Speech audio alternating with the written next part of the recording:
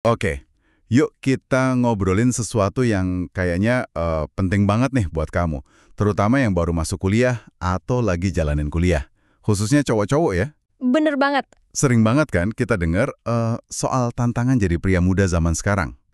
Ada yang bilang susah cari kerja lah nanti, atau gampang banget tergoda sama hal-hal di dunia maya. Iya, betul. Nah, sumber-sumber yang kita lihat bareng kali ini nunjukin gambaran yang lumayan bikin mikir juga. Ada data BPS terbaru nih, Februari 2025. Nyebut angkanya lumayan tinggi, lebih dari 1 juta sarjana nganggur. Wow, 1 juta ya? Iya, katanya tertinggi dalam 4 tahun terakhir. Terus di sisi lain, ada juga isu-isu yang lebih personal, kayak ya itu tadi, kecanduan nge-game, atau mungkin terlalu bergantung sama AI. Betul sekali.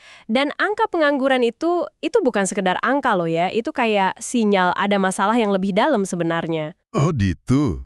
Masalah apa tuh kira-kira? Bisa jadi, soal skill yang nggak pas sama kebutuhan industri. Atau mungkin tekanan mental yang nggak kelihatan.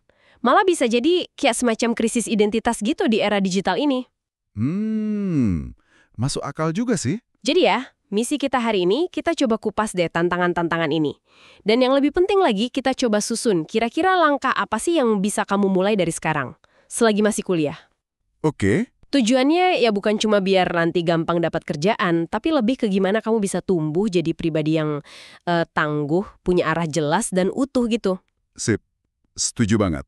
Jadi, kita bakal coba lihat nih, apa aja ranjau yang perlu diwaspadai, sama gimana caranya bangun fondasi diri yang kuat buat masa depanmu. Siap ya? Kita mulai nih. Yuk. Oke, pertama, soal dunia setelah lulus. Tadi data BPS nunjukin pengangguran sarjana S1 itu sekitar 5,25%. Malah lebih tinggi dari D3. Terus ada 13,89% lagi yang posisinya rentan. Kenapa ya bisa gitu? Nah, ini menarik. Kalau kita lihat dari pandangan pengamat ya, kayak Pak Timbul Siregar atau Dr. Said Mirza Pahlavi, seringkali masalahnya itu di gap skill. Gap skill. Maksudnya? Iya, jadi apa yang dipelajari di kampus kadang nggak langsung nyambung sama yang dibutuhin di dunia kerja. Banyak yang mungkin terlalu pede gitu ya sama ijazahnya aja, tapi kurang inisiatif buat nambah kemampuan lain. Oke. Jadi ijazah aja nggak cukup ya? Betul. Dan tantangan itu nggak cuma soal kerjaan nanti loh. Di lingkungan kampus sendiri juga ada. Sumber kita nyebut soal misalnya gaming disorder. Oh, kecanduan game itu. Iya, yang bahkan udah diakui WHO sebagai gangguan kesehatan mental. Ini ditambah kecanduan internet lainnya seringkali jadi semacam pelarian gitu. Pelarian dari stres kuliah mungkin? Bisa jadi dari stres, dari tekanan, dan dampaknya itu nyata banget ke nilai, ke prestasi, dan pastinya ke kesehatan mental kamu. Waduh. Nah, selain game, ada lagi nih yang lagi rame banget. AI. Teknologi kayak ChatGPT gitu kan? Emang sih bisa bantu banget ya kayaknya. Iya, ngebantu banget. Tapi, ada riset nih dari Shefullah dan kawan-kawan. Nemuin fakta yang, agak gimana gitu.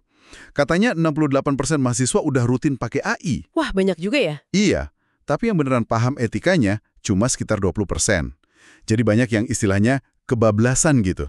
Pakai AI buat gantiin mikir, bahkan ada yang buat plagiat. Betul.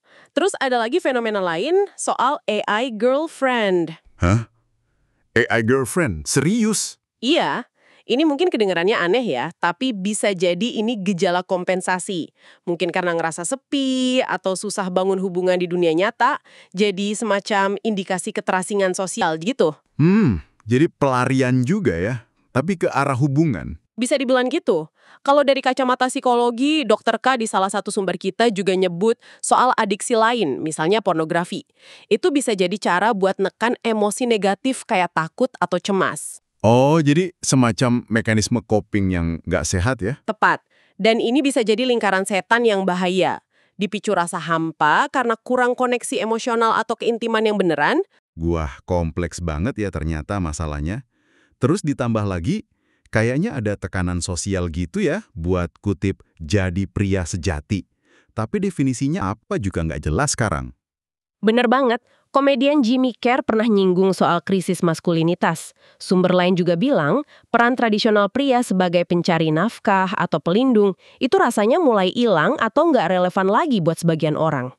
Jadi bikin bingung gitu ya? Iya, bikin sebagian pria mungkin merasa kehilangan arah atau nggak dihargai. Scott Galloway juga nekenin pentingnya pria itu merasa punya value, entah sebagai provider, protector, atau procreator itu tadi. Oke. Gambaran tantangannya udah lumayan jelas nih. Emang nggak gampang ya jadi cowok di zaman sekarang? Terus pertanyaannya, apa dong yang bisa dilakuin? Mulai dari sekarang nih, pas masih kuliah. Nah, ini bagian pentingnya. Pertama, kata Pak Timbol Siregar tadi kan, jangan cuma fokus ngejar IPK. Oke, terus? Ijazah penting, tapi nggak cukup. Jadi, yang pertama, asah hard skills yang relevan. Misalnya, bahasa asing. Minimal banget Inggris lah ya. Syukur-syukur bisa Mandarin atau yang lain. Skill bahasa ya. Terus? Pahami teknologi, termasuk AI ini. Tapi pahami secara cerdas dan etis ya, bukan cuma jadi pengguna pasif. Kalau ada kesempatan, kejar sertifikasi profesional. Dan manfaatin banget program magang atau kewirausahaan kampus. Itu penting. Sip. Hard skill. Oke, kedua? Kedua, kuasai dirimu sendiri. Dr. Kay nyebutnya internal work. Internal work. Maksudnya gimana tuh? Artinya, kamu perlu kerja dari dalam. Latih ketahanan mental, resiliensi istilahnya. Belajar kenali emosi, kelola stres dengan cara yang sehat. Hindari pelarian yang ngerusak kayak kecanduan game atau pornografi itu tadi. Hadapi masalahnya gitu ya, jangan lari. Betul, bangun karakter yang kuat. Jimmy Carr juga bilang, kebahagiaan itu seringnya datang dari proses menjadi seseorang, bukan cuma dari hasil akhirnya. Menarik. Jadi prosesnya itu yang penting ya. Oke, hard skill, internal work. Ketiga apa nih? Ketiga, bangun koneksi yang nyata. Simon Sinek pernah bilang, kita sekarang ini kekurangan human skills. Human skills. Kayak apa tuh contohnya? Ya, kemampuan dasar buat nyambung sama orang lain secara beneran. Latih dengerin orang lain secara aktif, komunikasi yang efektif, punya empati, belajar juga hadapi konflik dengan sehat. Oke. Kurangi main gadget terus gitu ya. Kurangi ketergantungan sama interaksi digital yang dangkal, apalagi sampai pakai AI girlfriend segala. Coba cari lingkungan teman yang suportif. Ikut komunitas kayak UKM atau mungkin kelompok diskusi khusus pria. Kayak men's group gitu ya. Nah, iya. Kayak gitu. Intinya, belajar memberi dan menerima dukungan emosional yang sehat. Ini penting banget, kata Dr. K dan Sinek. Oke, jadi udah 3. Hard skill, internal work, koneksi nyata. Ada lagi? Ada. Keempat, coba temukan arah atau tujuanmu sendiri. Dr. K pakai istilah Dharma. Dharma. Apa tuh artinya? Semacam panggilan sejati dari dalam diri. Bukan ikut-ikutan tren atau nurutin kata orang lain. Ini butuh introspeksi. Kurangi suara-suara dari luar, lebih banyak dengerin diri sendiri. Tentukan standar pribadi gitu ya? Iya, mau jadi pria kayak apa sih kamu? Jimmy Carr nyebutnya jadi gentleman, pribadi berintegritas. Jangan takut sama tantangan, karena justru itu yang bikin karaktermu kebentuk. Mantap. Keempat, temukan arah. Terakhir, ada lagi? Kelima, coba deh berpikir lebih jangka panjang dan kalau bisa global. Maksudnya? Ya, kalau ada kesempatan, coba pertimbangan lanjut studi atau cari pengalaman kerja di luar negeri. Di era sekarang, pengalaman internasional itu bisa jadi nilai tambah banget. Rencanakan juga gimana kamu akan terus berkembang di era AI ini. Jangan cuma jadi pengguna pasif. Oke, siap. Jadi ada 5 poin ya. Asah hard skill, kerjain internal work, bangun koneksi nyata, temukan arah, dan berpikir jangka panjang global. Kurang lebih begitu. Jadi, kalau disimpulin nih, masa kuliah ini bener-bener waktu yang krusial banget ya. Bukan cuma soal belajar di kelas dan dapat nilai. Betul. Tapi ini kesempatan emas buat secara sadar ngebangun fondasi diri, skill, karakter, mental yang kuat, sama hubungan sosial yang sehat. Ini investasi paling penting buat diri kamu sendiri di masa depan. Tepat sekali. Tantangan yang kita obrolin tadi itu nyata. Nggak bisa dipungkiri. Tapi potensi kamu buat tumbuh dan jadi versi terbaik dirimu itu juga sama nyatanya. Jadi jangan pesimis duluan ya. Jangan. Ini bukan cuma soal gimana caranya biar nggak gagal, tapi lebih ke gimana caranya membangun hidup yang kamu anggap berarti dan memuaskan. Apapunlah definisi sukses menurut versimu sendiri. Keren. Nah, sebagai penutup nih, Mungkin ada satu pertanyaan buat kamu renungin sendiri di rumah. Kamu sekarang ini punya kesempatan yang unik banyak buat ngerancang kamu versi masa depan. Pertanyaannya mungkin bukan cuma, kamu nanti mau jadi apa? Tapi coba gali lebih dalam. Kamu mau menjadi siapa?